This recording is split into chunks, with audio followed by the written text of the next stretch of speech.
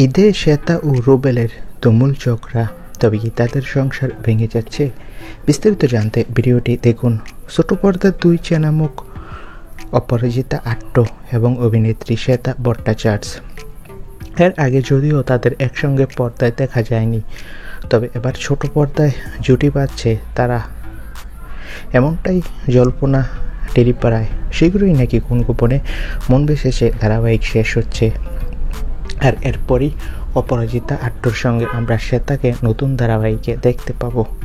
সম্প্রতি রুবেল ও শ্বেতার বিয়ে হয়েছে, তবে টেলিপাড়ায় কানাঘোষা ঈদের মধ্যেই নাকি রুবেল ও শ্বেতার মধ্যে তুমুল ঝগড়া হয়েছে, আর তাদের সংসারে নাকি বিচ্ছেদ দেখা যেতে পারে।